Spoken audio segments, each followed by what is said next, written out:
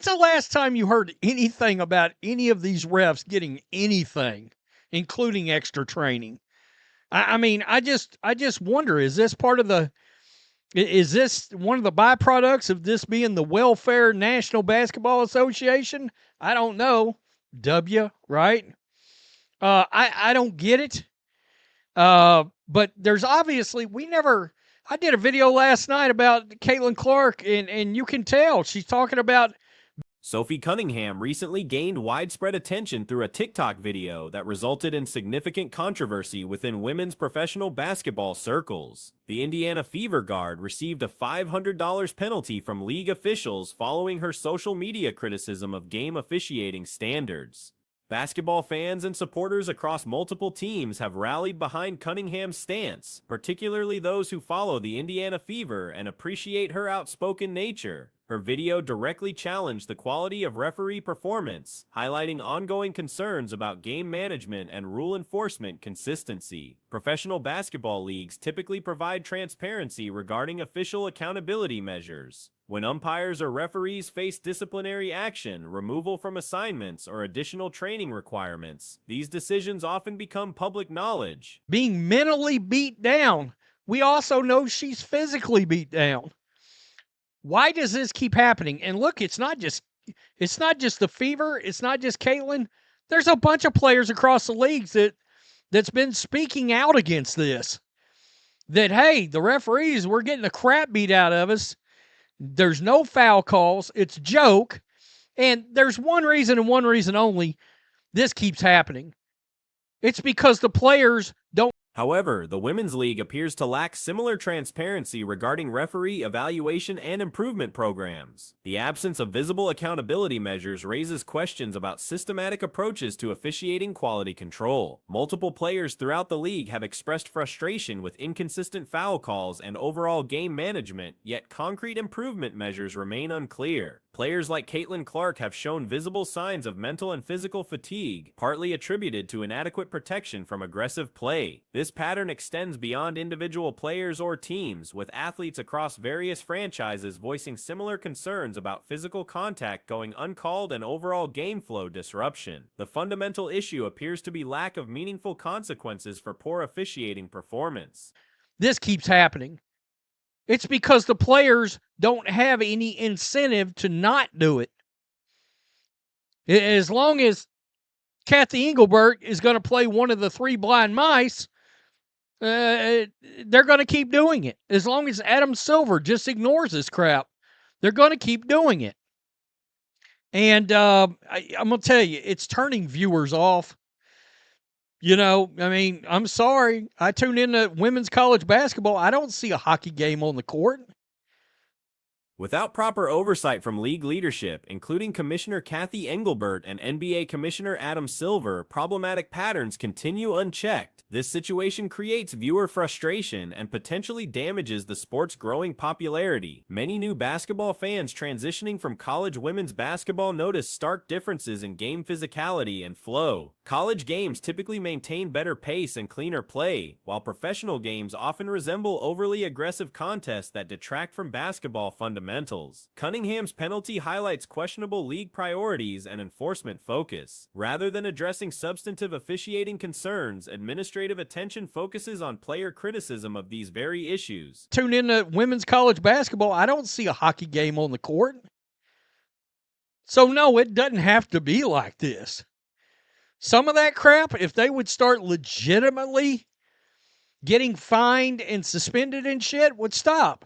Speaking of fined, and this just tells you exactly how absurd the WNBA is and where their priorities are at and what they're focused on.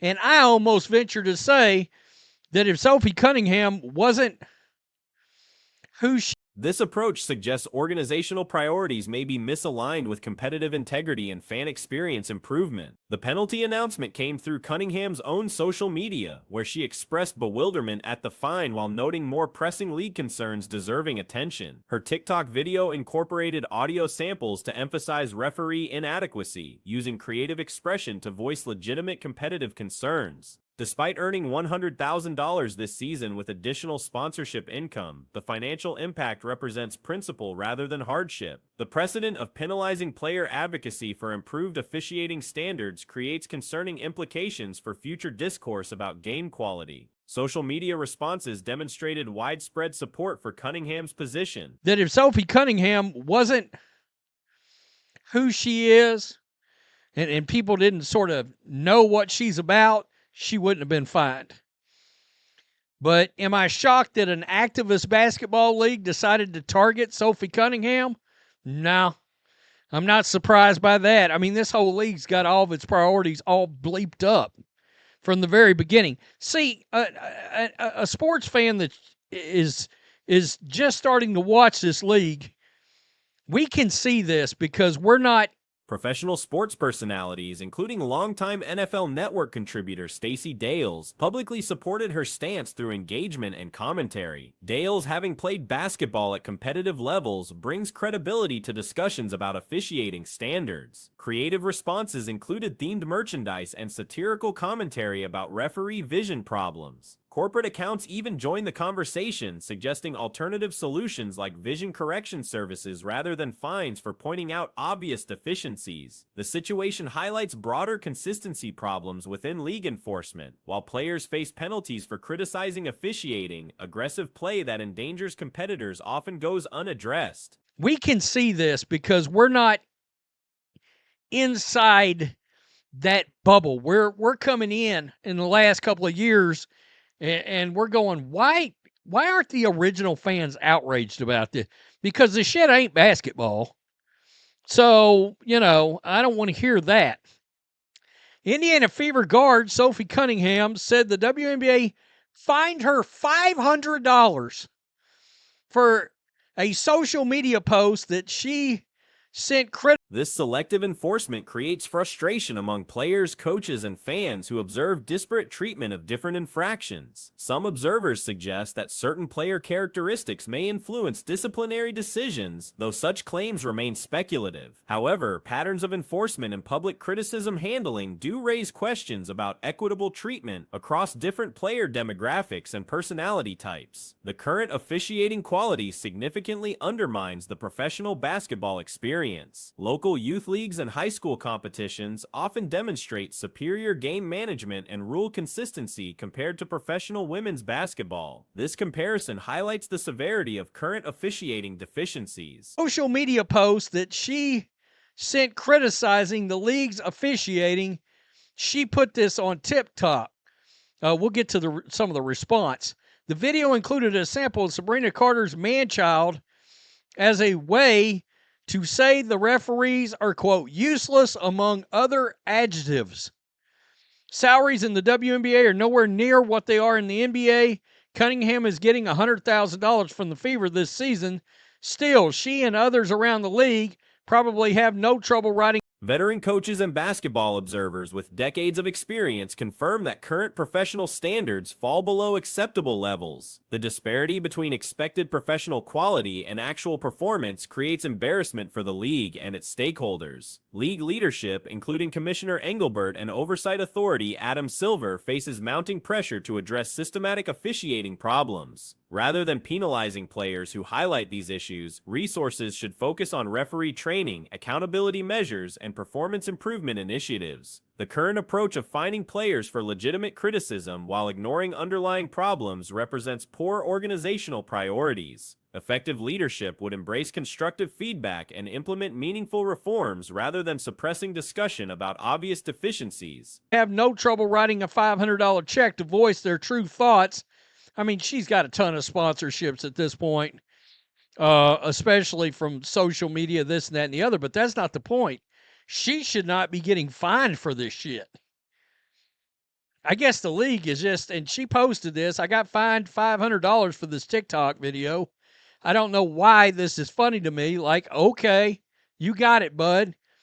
Because there's not more important things to be worried about with our league. Improved officiating standards would benefit all stakeholders, including players, fans, and the league's growing commercial success. Current patterns damage viewer experience and potentially limit growth opportunities during a critical expansion period for women's professional basketball. The Cunningham incident exemplifies broader challenges facing league governance and competitive integrity. Addressing these concerns requires leadership commitment to substantive reform rather than superficial damage control through player penalties. Without meaningful changes to officiating oversight and quality control, similar controversies will likely continue. The league's response to legitimate criticism tests its commitment to competitive excellence and stakeholder satisfaction during this pivotal growth period. I predicted 4 games right in a row. I predicted 4 games right in a row, and I got this one wrong, and I'm so happy I got this wrong. Thank you, Tom, for the $20. Stranger Things undefeated. You know it. You know it. Ari McDonald's icing the game with a step-back deep 3 late in the 4th.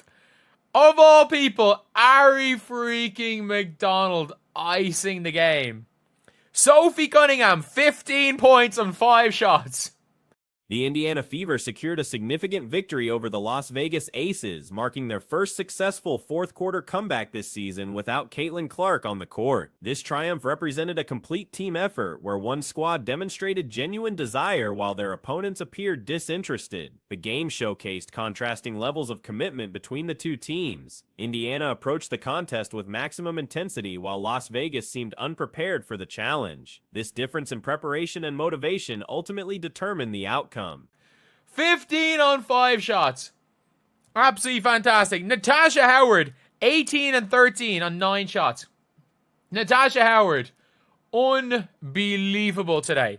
Aaliyah Boston, yes, Aaliyah Boston was just throwing the ball at the basket and hoping for the best, but she locked down A'ja Wilson today. She completely outplayed A'ja Wilson. I don't care what the box score says. She completely outplayed A'ja Wilson. And if she just made a couple... Ariel McDonald delivered the decisive blow with a clutch step-back three-pointer late in the fourth quarter, an unexpected hero for the crucial moment. Sophie Cunningham contributed efficiently with 15 points on just 5 attempts, demonstrating remarkable shooting accuracy throughout the contest. Natasha Howard dominated with 18 points and 13 rebounds on 9 shots, delivering one of her strongest performances of the season. Howard occasionally reaches MVP-level production, though consistency remains elusive as she typically averages around 13-14 points per game across full seasons. Aaliyah Boston struggled offensively, frequently missing easy scoring opportunities near the basket. And if she just made a couple of those bunnies, this wouldn't have been a close game at all. Kelsey Mitchell was horrendous through 2.5 quarters. Like, absolutely horrific. Like, she was barely... Like, I've never seen her play this bad. And then she comes down and hits some huge shots in the 3rd and 4th quarter, and is a major reason the team won that game. Ari McDonald, 3 of 3 from 3. Cardoso just took out Malonga. As in, like, properly injured? Jesus. However, her defensive impact proved invaluable as she effectively neutralized A'ja Wilson throughout the game. Despite what statistics might suggest, Boston clearly outperformed Wilson on both ends of the floor. Had Boston converted several missed close-range attempts, the victory margin would have been substantially larger. Kelsey Mitchell endured a difficult first 2.5 quarters, displaying perhaps her worst performance of the season during that stretch. However, she recovered dramatically in the final segments, hitting critical shots that helped secure the victory for Indiana. As in, like, properly injured? Jesus. But, if we're looking at it, she is absolutely... Like, Ari McDonald was absolutely huge in that game. Sid Colson, absolutely garbage. Dantas played 1 minute, and then she just said, you know what, that's it. I thought KK Timpson was great. Was she on a little bit too much in the second half? Yeah. Was she on a little bit too... Was she on a little bit too much? Yeah, she was. I'll admit that. She was on a little bit too much. A little bit too much, but... McDonald shot perfectly from beyond the arc, connecting on all 3 attempts. Cardoso delivered a significant impact, though her physical play resulted in an apparent injury to Malonga during their collision. KK Timmons received extended playing time, possibly more than optimal during the second half. Nevertheless, her rebounding and defensive contributions proved valuable for a rookie who continues developing her skills. For Las Vegas, the performance was largely disappointing across multiple players. That she was on a little bit too much. A little bit too much. But you know what? Some of those rebounds that she was coming down with, her defense, she was... Oh, man, I thought she was absolutely fantastic. I thought she was absolutely fantastic for a raw rookie who's only going to get better. Natasha Howard, like... Once every 5 games, Natasha Howard looks like an MVP candidate. And then but like, on the year, she's probably an average. NaLyssa Smith struggled defensively as Indiana repeatedly targeted her in their offensive sets. While Smith performed adequately on offense, her defensive limitations became a consistent liability that Indiana exploited effectively. Jackie Young provided decent production for the Aces, maintaining solid play even during crucial moments. However, Ajah Wilson disappointed despite accumulating 20 points, as her overall impact felt minimal and her scoring appeared inflated rather than meaningful. Chelsea Gray endured a particularly poor showing, contributing significantly to Las Vegas's defeat through multiple mistakes during critical possessions. 13, 14 points per game when it's all said and done. Like, every now and again, Natasha Howard has a really good game, and she was fantastic. NaLyssa Smith could not do anything with Natasha Howard.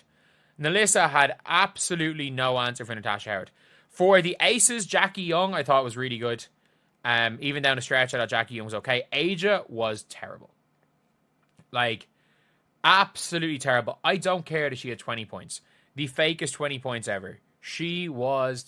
Her point guard play failed to meet expected standards throughout the contest. Megan Gustafson shocked observers with her subpar performance off the bench. Joel Lloyd continued demonstrating why many question her basketball abilities, while Dana Evans struggled with shooting accuracy in her reserve role. The Aces roster construction reveals significant depth issues beyond their top-tier players. While they possess 2 elite talents and 1 solid contributor, the remaining roster lacks starting quality players across multiple positions. Terrible. She was absolutely terrible. Like,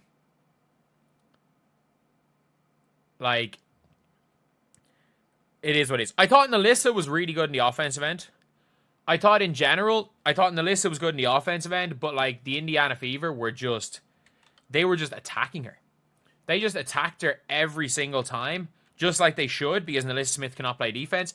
And I thought she did a pretty good job of... This defeat highlighted troubling patterns for Las Vegas, particularly their inconsistent effort levels depending on opponent and circumstances. The Aces frequently dominate inferior competition by large margins or suffer unexpected losses when approaching games casually. Their 0-2 record against Indiana without Clark presents serious concerns about their championship aspirations. Quality teams should handle depleted opponents more effectively, especially when missing their best player. Indiana's success stemmed from superior work ethic and preparation rather than talent advantages. Guarding Aaliyah Boston, but Natasha Howard just gave her the business.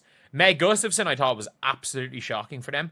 Point fraud was awful. Like, point fraud was absolutely awful. Like, there's no question about it. Down the stretch, point fraud was a big reason they lost that game. Jewel Lloyd, like, can we just admit Jewel Lloyd sucks at basketball? Dana Evans couldn't hit a shot coming off the bench. Aaliyah Nye. The Fever demonstrated that maximum effort can overcome skill deficits when opponents fail to match their intensity. This approach must become Indiana's standard operating procedure given their current personnel limitations. They cannot afford to reduce effort against supposedly weaker opponents, as their margin for error remains minimal without consistent offensive production. The victory proves that Indiana can compete when fully committed, but maintaining this effort level consistently will determine their season's trajectory. Teams that assume easy victories against them risk similar embarrassing defeats if they underestimate the Fever's competitive spirit.